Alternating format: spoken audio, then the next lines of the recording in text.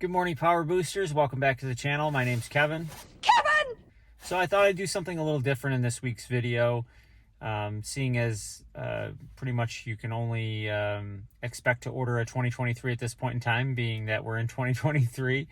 And I was just curious, so I went online and I looked at what the price of a 2023 F-150 would be spec'd out in a very similar way, and I was pretty much shocked. So come and join me on the journey and see why I think you should not buy a 2023. Instead, you should buy a 2022 or 2021 F-150 used if you can get one. This video may be a little boring because I'm just literally just putzing around on the internet, but it's probably something you guys also do, and I thought you might be curious to see if I were to try and spec my truck in the same way in 2023, what you can and can't do. So join me on the internet. Build your Ford F-150. Okay, so we want to build our own. Start your build. Okay, so right here it's already telling us, due to a combination of high demand and global supply chain constraints, not all models and trims and features are available to order. Contact your dealer. So we know that certain things probably that might be normally available are not going to be available. Maybe just on the XL. I don't know. That's kind of confusing. Okay, so as I mentioned, we're going to try and price a Lariat as close to the spec that I have today, which would be a Super Crew, 5.5 foot box. And let's start the build. All right, so this is technically the color that I have right here, the carbonized gray metallic. It's a nice color. I like it. Like I said, it goes well with if you have to have the chrome accents on the grille. And here it's showing that this is the chrome package.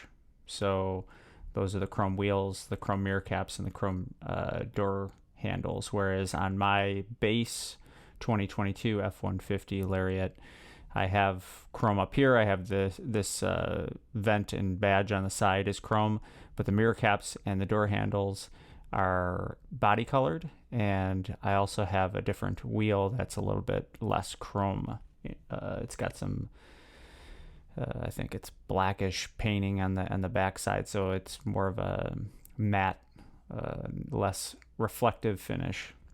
I really like this color. I think this first appeared on the Ford Maverick.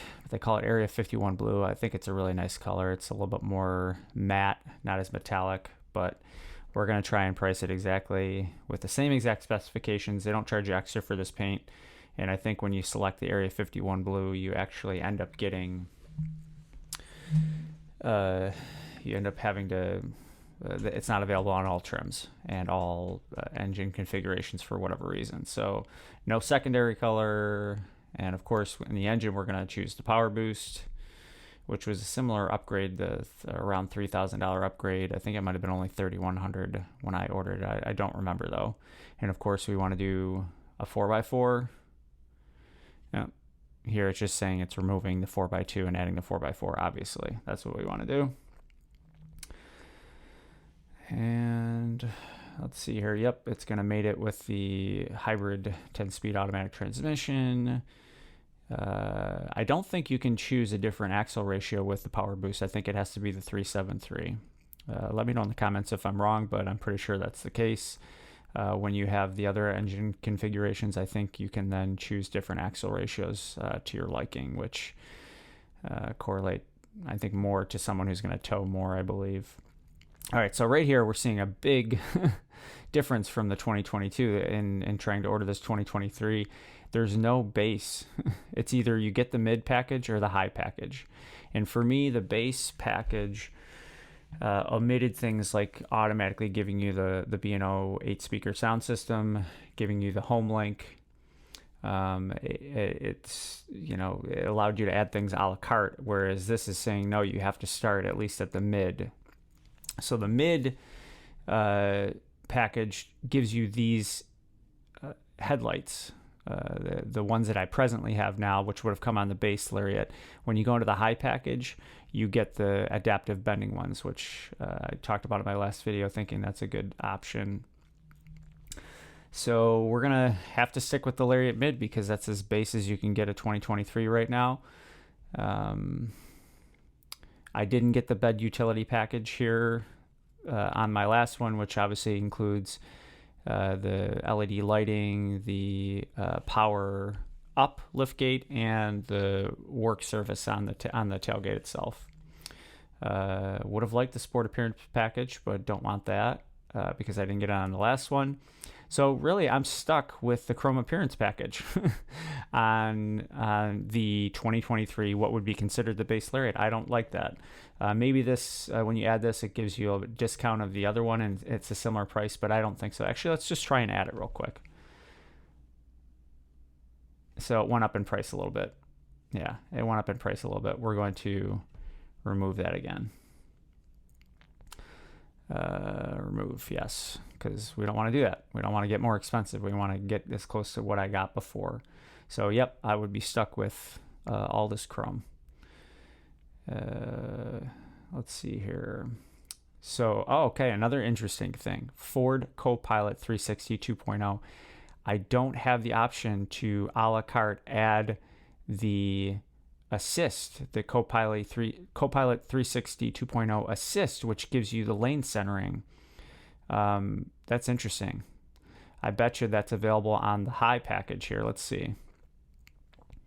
Yep. Lariat High includes Lariat Mid features plus the Copilot 360 Assist 2.0. So you have to get the Lariat High package to get lane centering. That's stupid. As I talked about in my last video, lane centering is something that's a safety feature that shouldn't be relegated to the super expensive vehicles. I mean, there are some entry level, manufacturers, Toyota and I think Nissan and maybe even Volkswagen and Subaru. they all give you lane centering on their base models, I think, or at least the option to have it on the base models. So that's dumb. I don't like that. So if I got my base Lariat today, I could get adaptive cruise control, I could get lane keep assist, but I cannot get the lane centering. That's dumb. All right, so we're just gonna have to roll with it as is. I got the trailer tow package on the last one because that included the intelligent, the trailer brake controller, the intelligent backup. So we're going to have to add that because I got it on the last one. And I partially added it on the last one because that was how I could get the Copilot Assist. You needed to add that, which then gave you the 360 cameras and the front sensors, which was nice as well too, because the front sensors help you in parking in tight spots, and then the 360 cameras also give you rain sensing wipers. So I have a base Lariat from 2022 with front sensors and rain sensing wipers, which I think you could have that left off of the mid package in 2022 if you didn't option it in that similar way, which is also crazy. So here it's saying you can upgrade to the active park assist and the the 360 active, which would be the Blue Cruise on top of that. But if I added this, I guarantee it would make me go to the high package, which I don't want to do. So I didn't do the FX4 off-road package. I would have liked to have, but I don't really go off-road too much. I just kind of like the idea of having the skid plates and that'd be a little bit of a beefier suspension. Black appearance package, no. So these wheels are the wheels that I have on my current truck, and I think they're nice. They don't exude as much chrome. There's a little bit of kind of like a silvery on the inside, but they're painted black on the interior here. So it's kind of muted. This is what you're stuck with, I guess, because if you try and add this, I guarantee it's going to make me change something. Let's see. Yep. I have to remove the chrome appearance package, and that's going to add the sport appearance package. So I don't want to continue with that. Tires, this is similar. The all-terrain tires, 275/65R 18. Yeah, that's the same. All right, so we're getting into other options here. So I did option the spray and bed liner from the factory, so we got to add that. I did get the wheel well liners and the splash guards for the front and back, but I added those after the fact, so I'm not going to include those here because they were not on the window sticker. See, I'm not going to get rain sensing wipers on a on a mid-level, or now I guess the base level in 2023. That's disappointing because that is a very convenient feature to have. It's a set it and forget it type thing. I didn't do the twin panel moonroof. That's nice, but like I said in other videos, I don't really use a moonroof or a sunroof very often in our climate here. Looking further on here. So you can't really add the 36-gallon fuel tank on the Power Boost. It comes with a bigger fuel tank. I think it's 30 gallons, 30.6 maybe, whereas the regular F-150 would, with a regular internal combustion engine, would come with a 26-gallon, I think, fuel tank. So that would be nice if you have one of those engines to upgrade to a larger fuel tank for longer range, but it's already nice with the Power Boost with the 30-gallon tank, which you cannot get the 36 and the Power Boost. This is a cool technology that I would have liked to have added, the onboard scales with smart hitch, just to know when your payload in the back is reaching its limit. That's kind of an expensive price for that, but for some people this might actually be a very, very nice feature to have. Reverse sensing system. So you get the reverse sensing system, which is nice, but you don't get the forward sensing. And so you don't need to add the 400 watt outlet because you have the Power Boost and you're going to automatically have the 2.4 kilowatt power inverter. But because I upgraded the 7.2 kilowatt, which I highly recommend you do to give the full potential out of the hybrid powertrain and the power inverter. So it's removing the 2.4 and adding the 7.2. Yes, we want to do that. So I gotta add this now.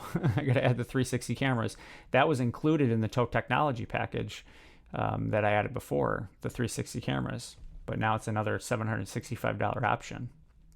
So yeah, we got to add it because I'm trying to get as close as I can to what I had before. We already realized that two big things are I'm not getting the Copilot 360 assist, or no, the active rather, that whatever one that doesn't give you Blue Cruise. I always forget which one is which, but the one that gives you lane centering in addition to the adaptive cruise. So I'm not going to get that, and I'm not going to get my paint matched door handles or side view mirror and or wheels.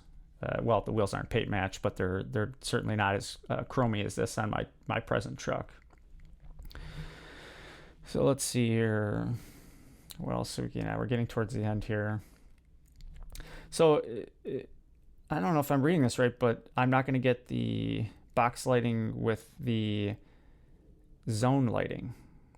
That doesn't seem right. I mean, I got zone lighting on my base model last year. You truly don't get the zone lighting if you are just on the base here. I don't know. Someone tell me in the comments if they have ordered a mid package or the entry level package for 2023 and got the zone lighting included.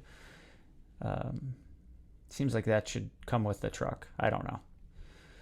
Let's see here. I didn't have any step bars added on there, so we're not going to go into that. I got the regular mirrors. Paint applications. I don't know what this is. Paint applications. Let's see here. Well, the interior color, I like the gray. I think this is the coolest color to get. It's not so light that it shows stains, but it's not so dark that it gets really hot in the sun. I think it's kind of like the Goldilocks interior color. I would prefer them to offer a non-leather option that you could still get the ventilated seats on, because you can get cloth seats that are heated, but you can't get cloth seats that are ventilated. I wouldn't even mind like a leather alternative, something that was like similar to that material. I just don't like the idea of leather necessarily, or at least the option of not having leather, but still having the convenience of the ventilated seats would be nice. There's another thing that I did. I did this to save a little money. You can get just the rubber floor liners and omit the carpeted ones and save a little bit, since in the winter here there's a lot of salt and snow and sludge that gets in, and then during the wet seasons in spring and fall it gets a lot of mud and water. I just figured the best material would be just to have the rubber all year round. Let's see what else we got here.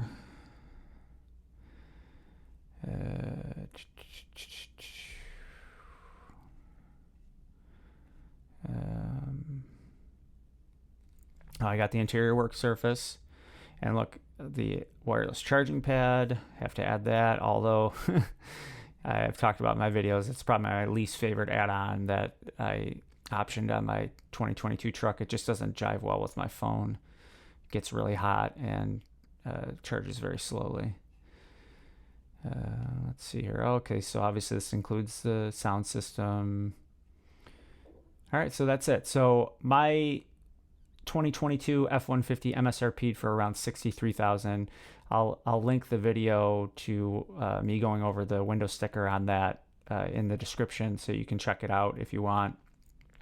But if you were to buy this truck today, it would have some things like the home link that I didn't have before, but it'd be pretty much the same, except I'd be missing a couple of those important things that I mentioned with the lane centering and not having that. And with destination, it MSRPs for $71,000. That's insane. I wouldn't be able to afford this truck.